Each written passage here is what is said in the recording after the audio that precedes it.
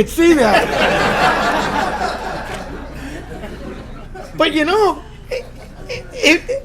hit me, I don't know how it works. I really don't know how it works. But I was able to, the next time I saw him, I said, I love you, man. I love you. I'm gonna tell you every time I see you, but don't ever do that again. That was so funny, him doing that. A lovable guy. Humbly ask him to remove our shortcomings. Humility. Oh my God. Everything I learned about humility, I learned in these rooms. I'm going to tell you right now.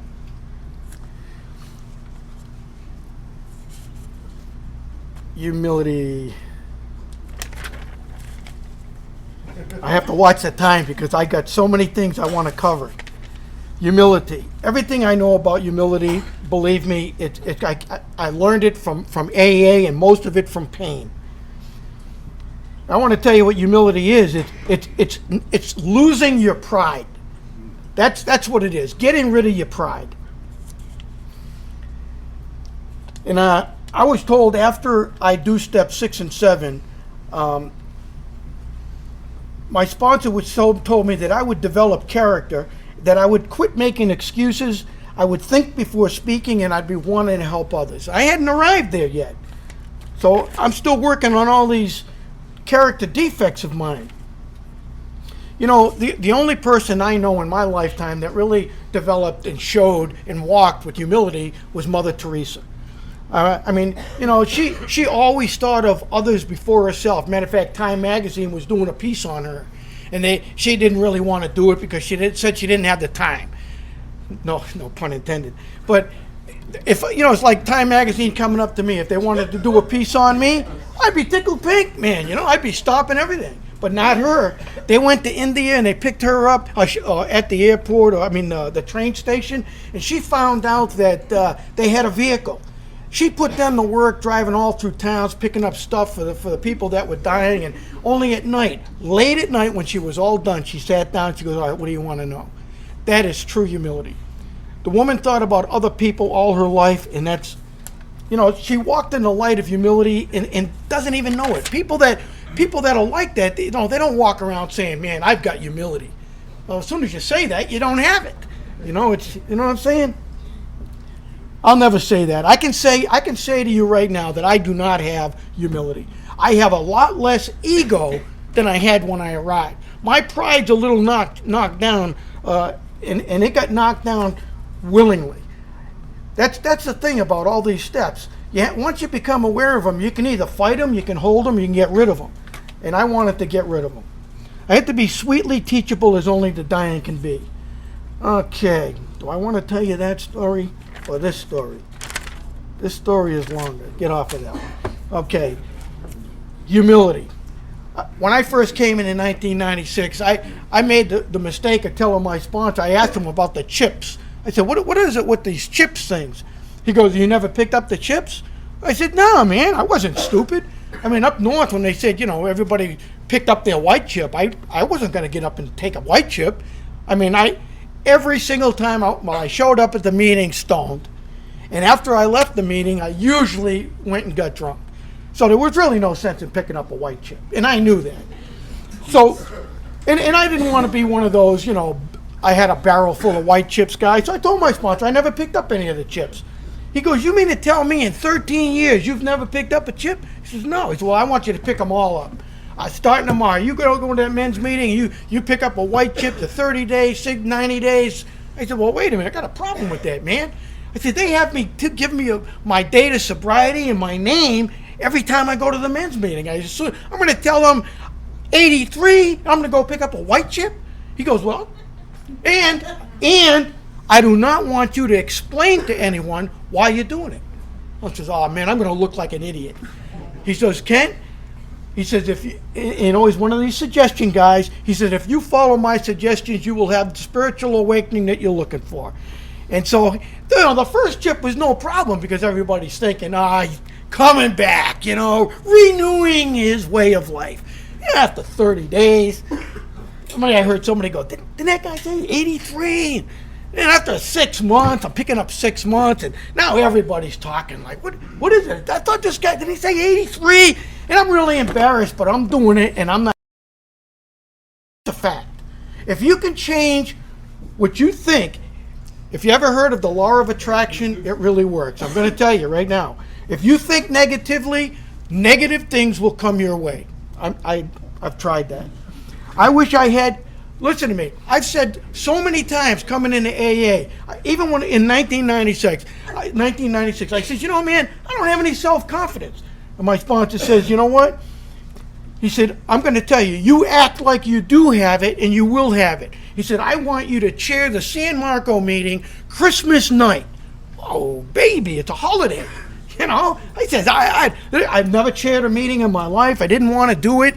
And lo and behold, he had me do it, and I got up there, and I screwed it all up. I'm going to tell you right now, I screwed it all up. And after the meeting, I told him, I said, man, I made a mess of that, didn't I? And he said, well, you did great. He said, you did great. You came out of your comfort zone. He said, you got a little bit more self-esteem. He says, and as far as screwing it up, he said, do you remember who chaired this meeting 3 weeks ago? I said, no, not really. He said, well, that's exactly how they're going to feel about you. You always had a way of putting it across, man. I'm not a sponsor like that. I don't have those little answers. Depression. I'm an expert on depression. I'm going to tell you, if it wasn't for different forms of depression, my family wouldn't have anything to talk about. I've been clinically diagnosed with depression, and I learned a few things along the way. And I needed outside help, and sometimes we all do. But you know what? What does a depressed person, what does the number one thing that a depressed person want to do? Nothing. That's the number one thing they want to do. Nothing. Just lay there. What's the best thing that they can do? Anything. Anything. Anything is better than laying there.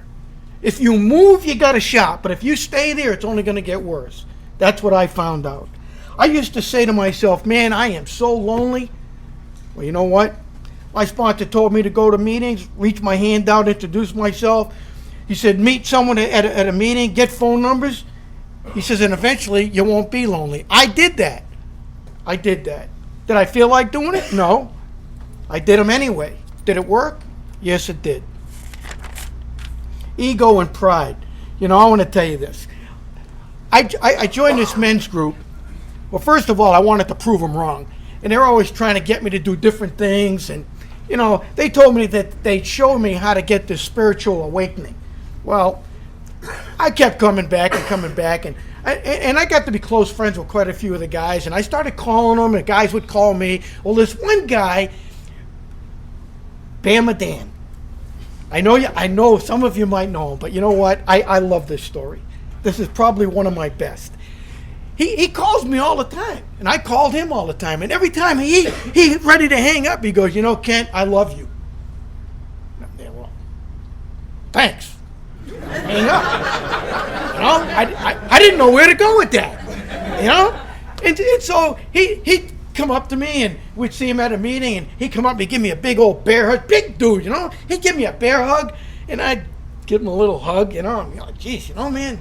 I'm not really the huggy, kissy guy, you know what I mean? So he'd look me, he'd hug me, and he'd go, I love you, man.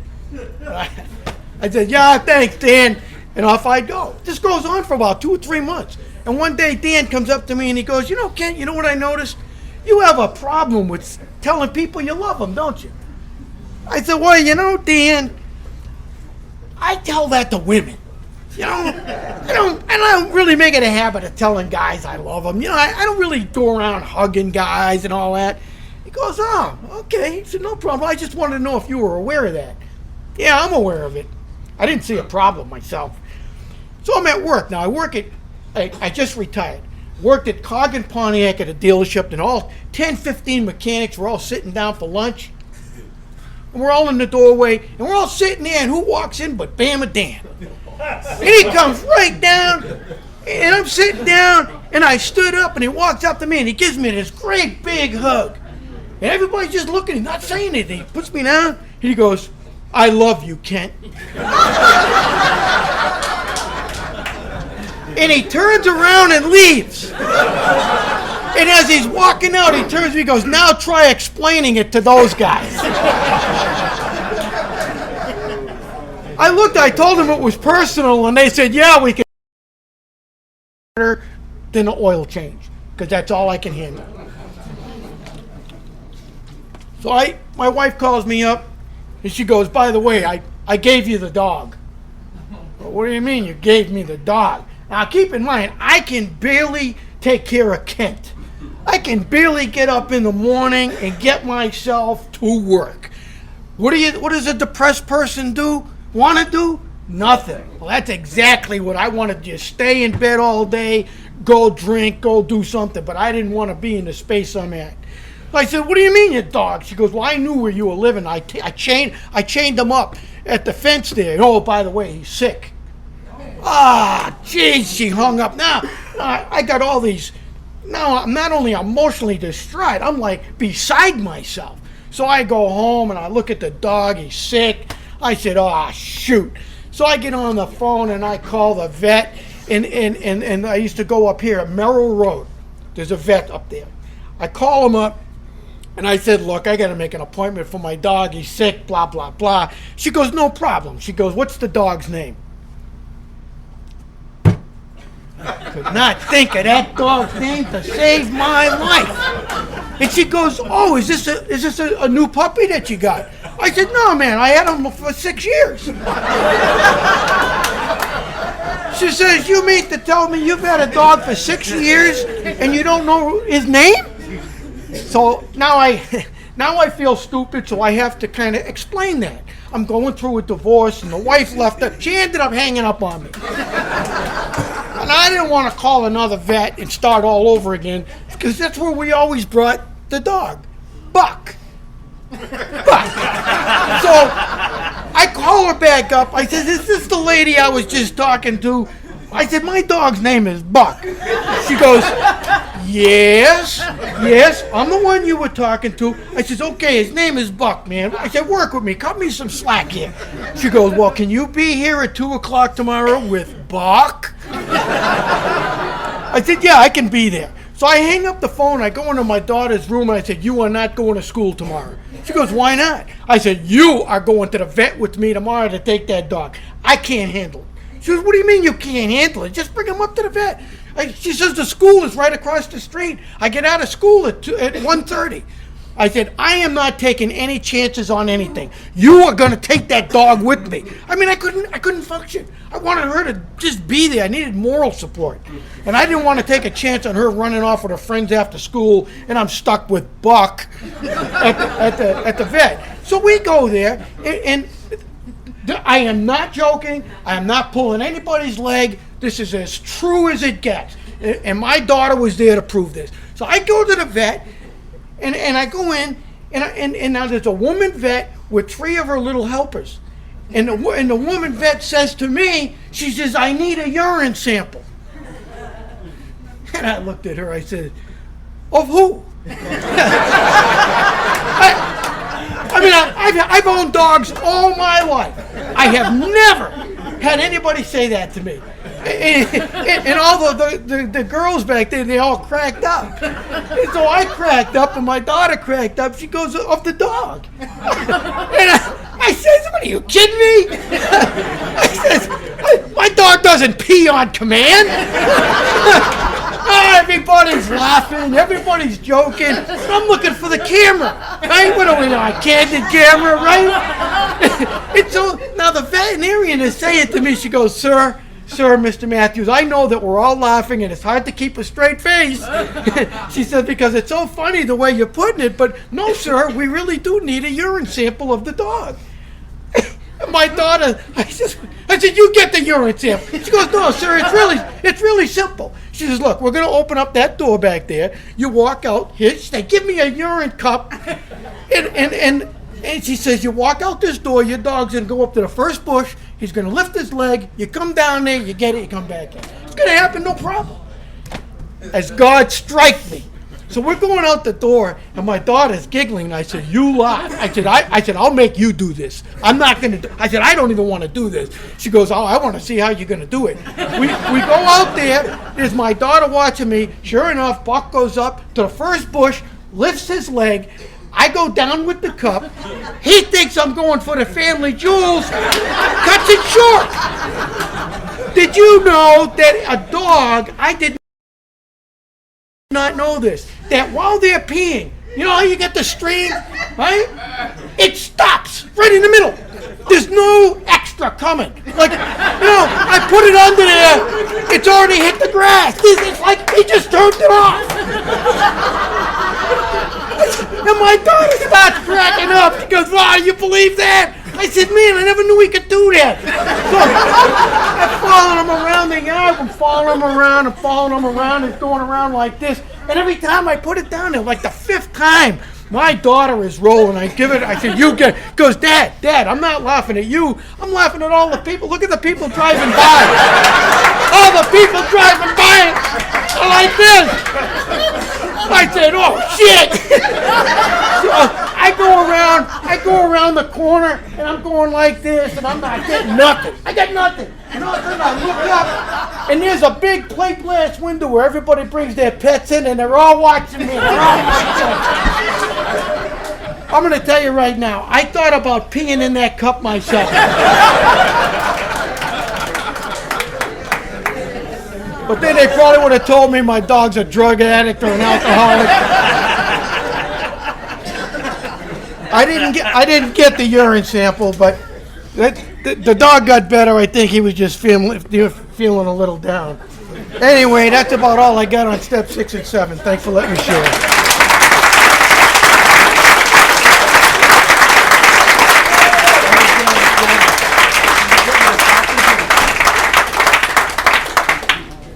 Tolerance, that's what it was. And I don't remember too much about the step.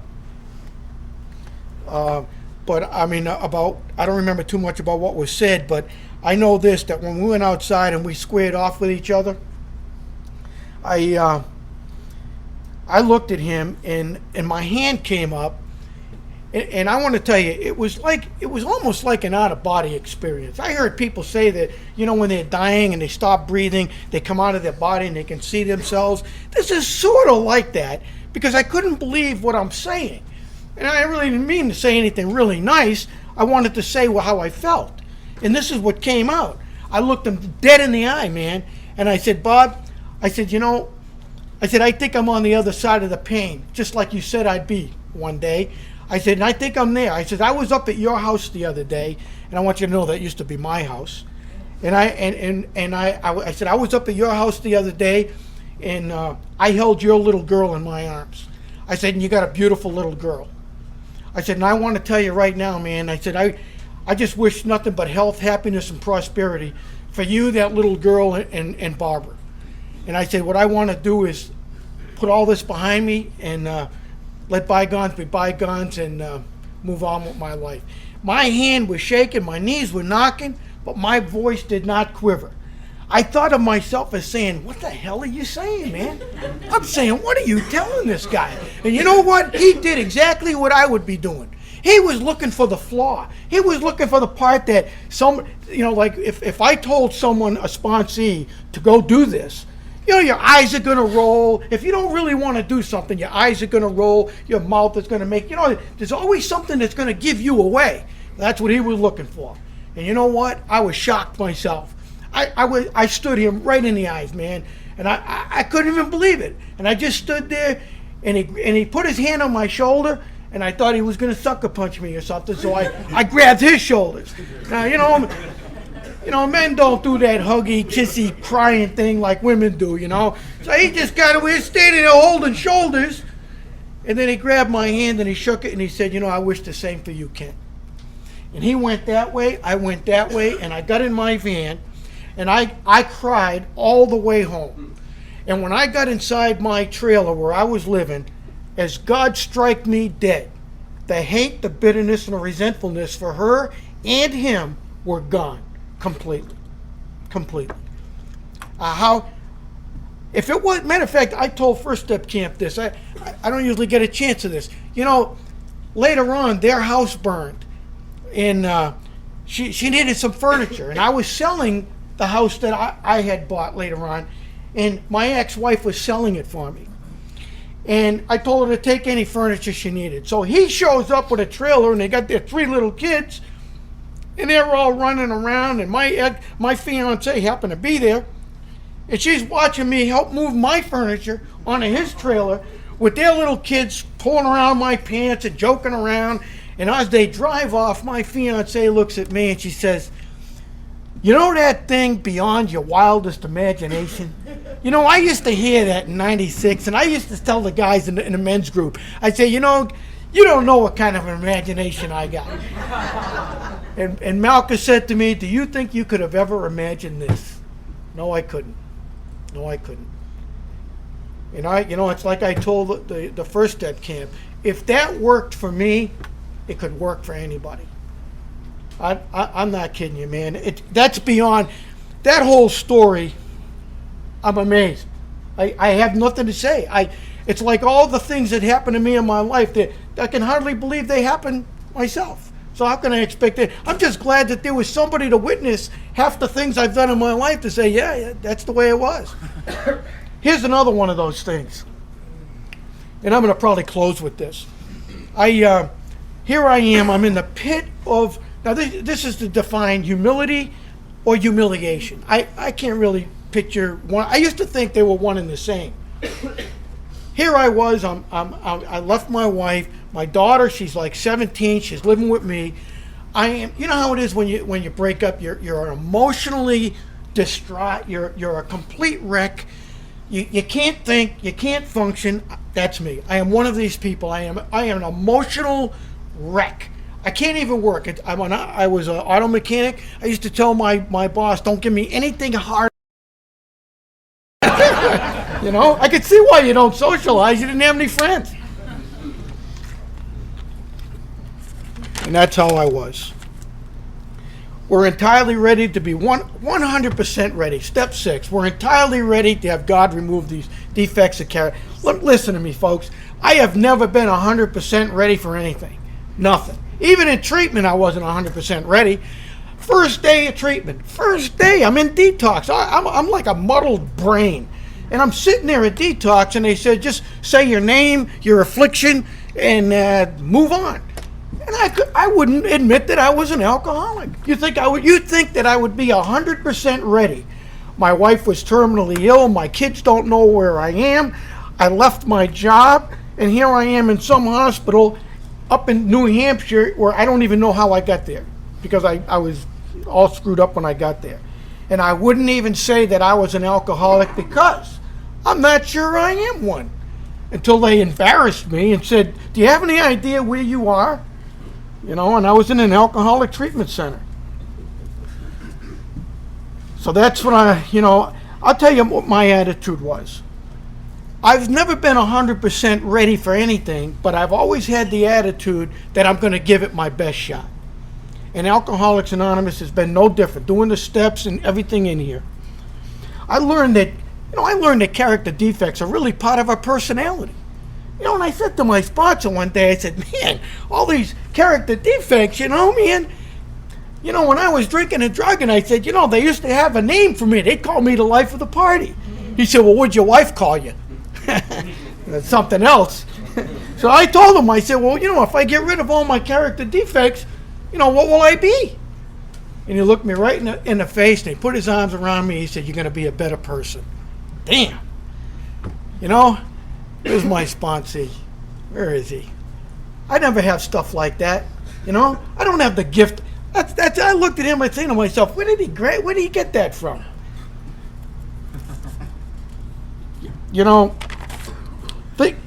I think we can all agree that character defects are part of our personality. I think it's pretty much to say that. So, okay.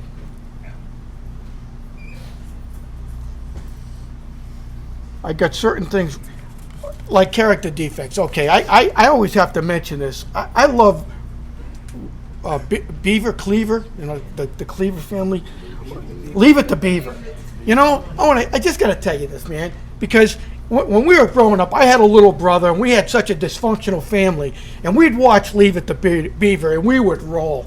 They didn't drink, they didn't drug, they didn't smoke, they didn't swear, and we'd interject it for them.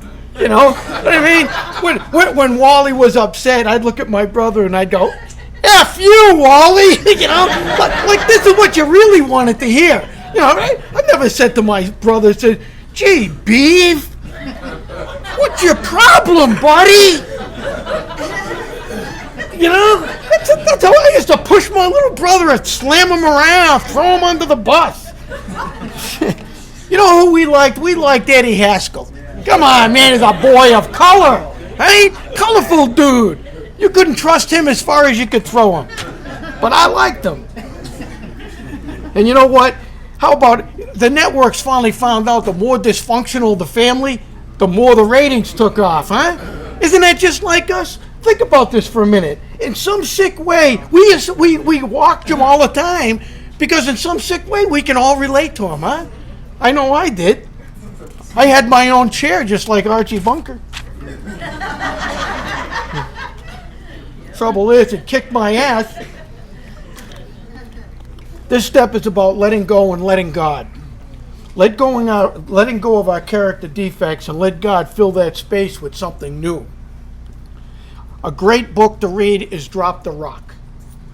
It's all about letting go of the false impressions that we put on. Like I told you, no tough guys. You know, in treatment, they used to have, man, this was a wild-ass hospital. I never seen anything like it in my life. If you had all these defects, like one of them was anger, you got resentment, you're bitter, they would take a brick, one of those red bricks with 3 holes in it, and they take a little light chain and they put it around your waist. And you got to eat, sleep, that's on you for 24/7. And they said, when you're ready to give that up, you let it. He said, when you pick up the blue chip, then you can explain to everybody what I had you do. You know, I'll tell you what, it was humiliating. I felt like a fool. I really did. But I did it anyway. You know what? I grew from that. You know, if we could market the 12 steps, we'd all be millionaires. If I could tell you how it really works, I mean, from all these little silly things that I've done, I've come to be in the place that I'm at. I'm a new guy. It just happens. Wow. Doing good tonight.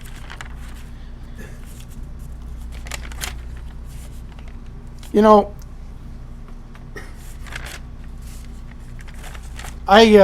humility, man, I'll tell you what. I told the First Step Camp today that, you know, I know all about resentments. You know, I know that some of you aren't aware of this, but I mention this more times than not, not because I'm resentful and bitter, but because I've grown from this experience and I'm on the other side of the pain. But for those of you who are new at this meeting, my sponsor ran off with my wife. Now, you know, I'm going to tell you what really hurt. I mean, you know, I grew to love my sponsor. I'll tell you the truth. I think I loved him more than my wife. I mean, in that way. I mean, look, I never had a real best friend. I never had anybody care enough about me like he did. You know, I mean, this guy was always looking out for my best interest, even right down to the last minute. I won't go into that. But the point is, you know, when you lose the 2 people that you trust and love the most in the world, where do you go? And I'm going to tell you something, man. I wanted to kill people. I had resentments big time. It was terrible. I already told you how I got rid of the resentment and bitterness for my wife. You know, I had to do certain things. And on page 552 of the big book, it says, pray for their health, happiness, and prosperity, and you will get rid of a resentment. Well, you know, I never even read that. My new sponsor told me to do that. And I thought he just pulled it out of the air. I just happened to find that page 552 about 4 years ago. I never read the stories. And I called up my sponsor and I told him, I said, man, I thought you were a genius all this time. He goes, it shows me maybe you ought to need to read the big book. You know, in 26 years I never read all the stories. But anyway, I had a problem with my sponsor. And I'll tell you what, man, humility and humiliation, I want to tell you, I tell this story on this step because I'm a very prideful person. I grew up in a Italian home, and we were taught to take them down with us. You know, if we're going to lose, bring them with you, and that's pretty much how I want it to be. And I stayed like that for a year and a half. And I had already gotten rid of the bitterness and the hatefulness for my ex-wife, but I couldn't get rid of it for him. It was terrible. There was no way that I could do the steps. There's no way I could chair meetings and share. And I was very negative. I was very hateful, and you know, I was going backwards. I was stepping backwards into old behavior. And my sponsor told me, he said, you need to get on your knees and ask God to show you a way to do the opposite of how you feel. Man, I said, I just hate the guy. I said, you want me to love the guy? I said, it's not possible. Just not possible. Well, you know, a year and a half later, I happened to go to the accessory meeting, and my sponsor walked in, and I told myself as soon as he walked in, I says, tonight will be the last night I ever pray for this guy. I'm going to face him. One of two things are going to happen. We're either going to take one or the other one out. One of us is either going to stop coming to AA, get out of Jacksonville or something. I said, I don't even want to see him. I don't want to hear him. I mean, I've had this guy in my head for a year and a half. And I knew without a shadow of a doubt he could care less about me. So I told myself, I said, I'm just going to face him. So after the meeting, I walked up to him and I told him, I said, Bob, you mind if I talk to you outside? And, you know, and this, we tried this once before and it didn't pan out well. And but this time, I don't know what was different. And I remember the topic at that meeting. The topic was love and no, and we'll take the brick off. So that, you know, they were kind of using the term drop the rock. You know, they got their point across. I thank God I didn't have to do it, but I saw people carry it for a week.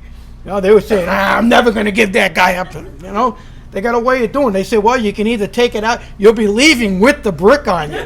You know, I don't know what those people did, but I didn't have to do silly stuff like that. I had to fly kites and things like that. I think I told most of you about it. You know, I wanted to bring a prop in for this step. And stones, right? Drop the rock. I was looking for a rock. You know, you don't have any rocks in Florida. You got sandstone, limestone, you got sand.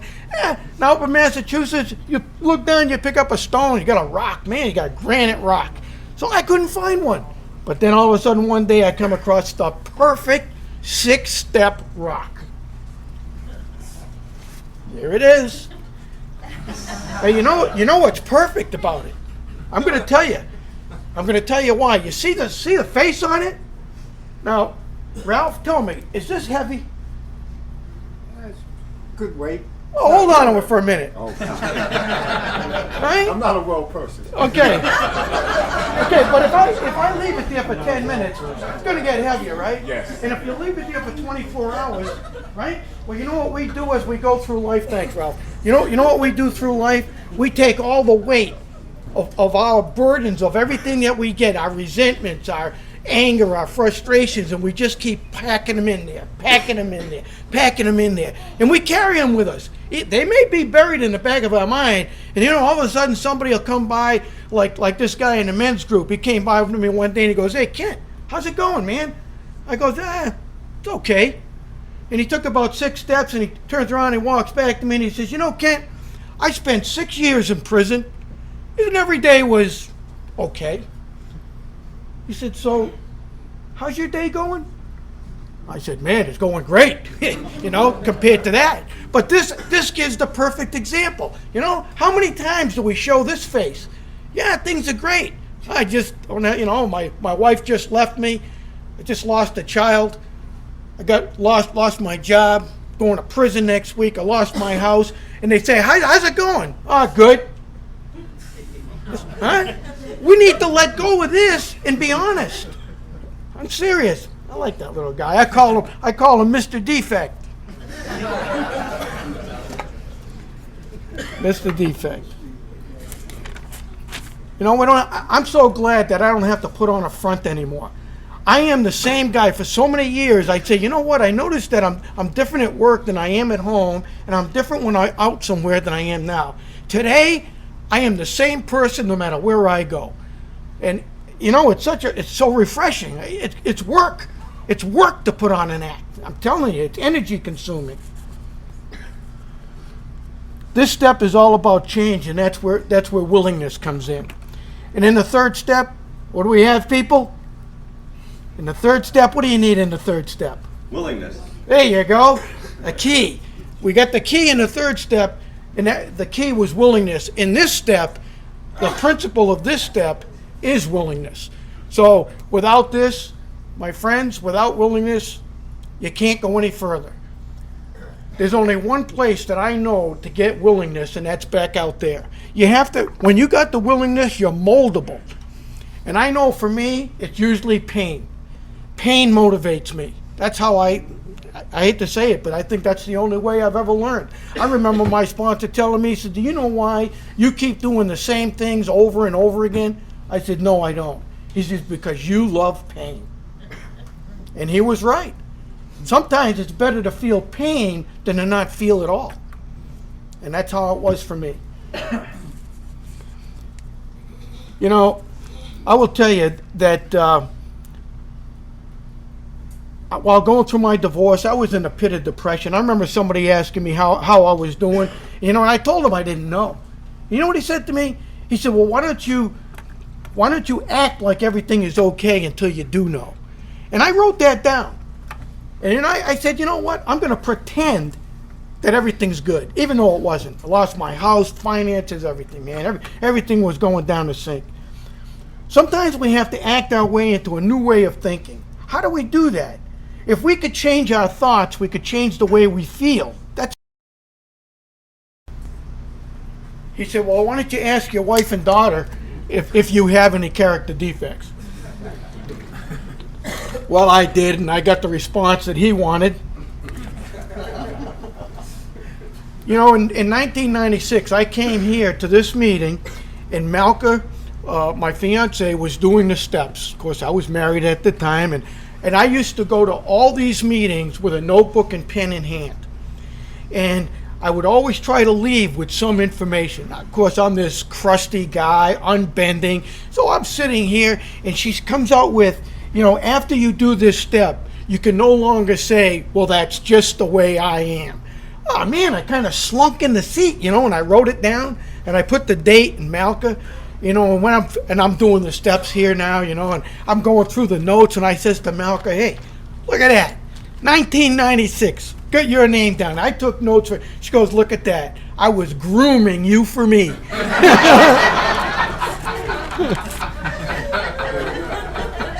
You know, I told her, I said, you know, I remember leaving that meeting saying to myself, I wish I didn't go to that one because, you know, once you're aware of something, like just like this, once you become aware of your character defects, you have to take responsibility for them.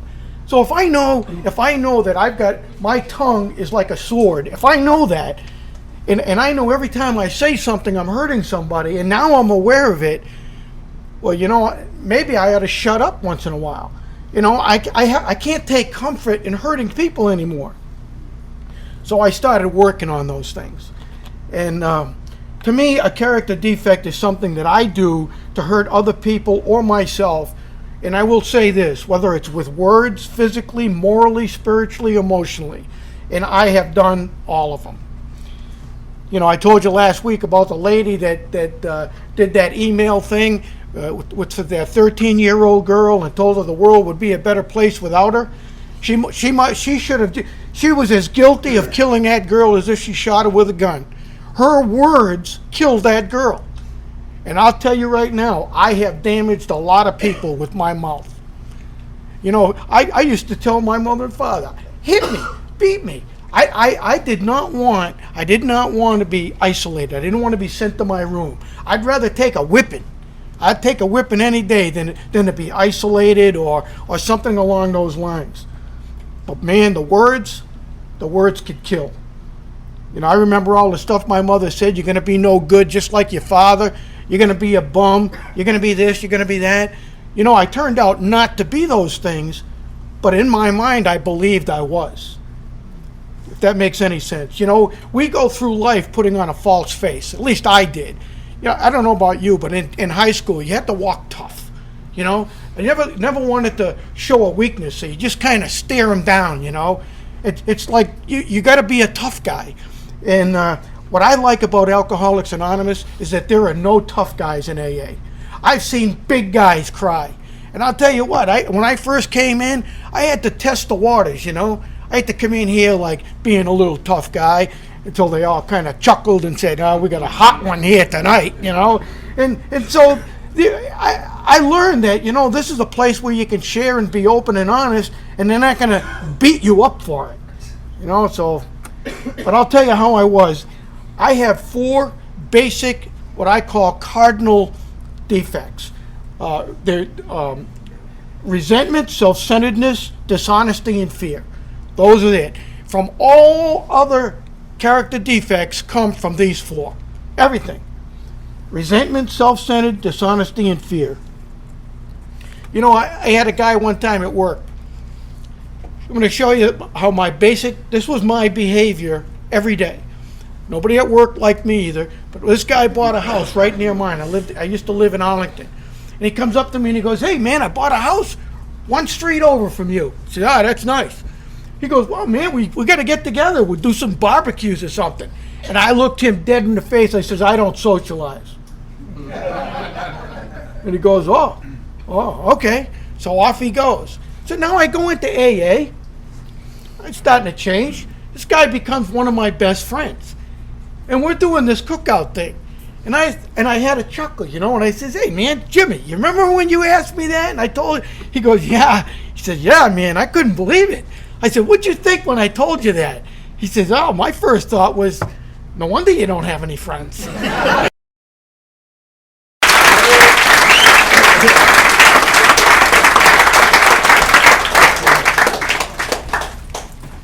Hi everybody, I'm Kent, I'm an alcoholic. Good.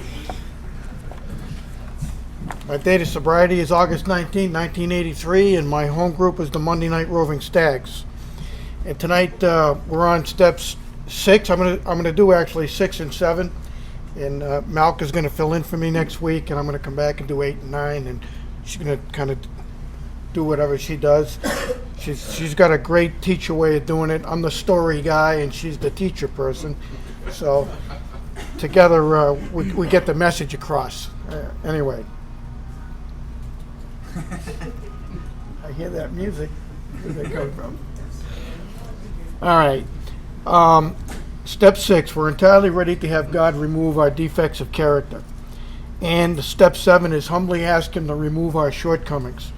You know, before I got sober, I drank in order to socialize, to get along with others, and to fit in. It actually changed the way I felt. And then, like everybody else, drinking and drugging just consumed me, and then it wasn't fun anymore. People told me I'd be a nice guy if I just didn't drink and drug so much. Well, I found out that they were wrong. You know, I try to tell people that. I do. I was talking to a fellow tonight. He said, man, I made it to step 3. He says, that's really all I need. Just keep turning it over. I said, I did exactly the same thing. Got out of treatment with steps 1, 2, and 3, and I said, you know, that's all I need. If I just keep turning my will and my life over to the care of God, then everything should be great. Well, you know, I stayed sober, but I'll tell you one thing, it wasn't easy. Nobody liked me. I didn't like them. I didn't care about people. They didn't care about me. It was a downhill. I should have drank and drugged so many times, but just because I prayed every day for one more day of sobriety, you know, I'll leave it up to you whether you want to accept that prayer being answered or not, because the things that happened, there were people that intervened with me going out drinking, and I never saw those people again. So I didn't get here by myself, and I didn't stay here alone. And the very last thing that I will share at the alumni house will be what you people did for me on my darkest moment that I was ready to go out. And I saved that for last because my step 12, I like to share about the best of Alcoholics Anonymous. And I feel that the alumni house fits right in there. You know, my behavior did not improve with length of sobriety. And if you can't believe that, try it. And I'll tell you what, I stopped drinking. I had an identity problem. You know, I became so successful at hiding who I was that I didn't even know who I was. I remembered being happy and carefree and that type of thing, but it seemed like another life ago. It took me so long I remember going to work, and I was one of those people that nobody liked, the hard, unbending guy, and I didn't even know what a character defect was.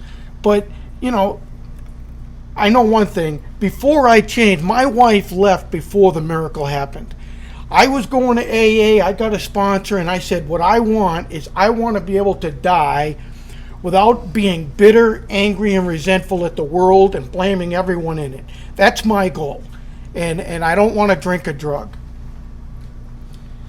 You know, I didn't realize that alcohol and drugs were only a symptom of my disease. I was always defending my behavior, always. I later learned that was untreated alcoholism. So for 13 years, you know, when you're drinking and drugging, you can always say, well, man, cut me some slack. I was drunk, you know. But when you're not drinking and you're coming out saying some pretty nasty things, people look at you, you know, you go, you can't even, I couldn't even say I was sorry because nobody even wanted to hear it. My wife would always say, oh, you know your brother, he's always been that way. You know how Kent is, you know how he is. It just got to be, that's the way I am. And so when they would invite us to a party or something, they would want my ex-wife and my daughter to go, but leave him home. The term character defects were new to me. And I told my sponsor, I said, I don't even know what that means.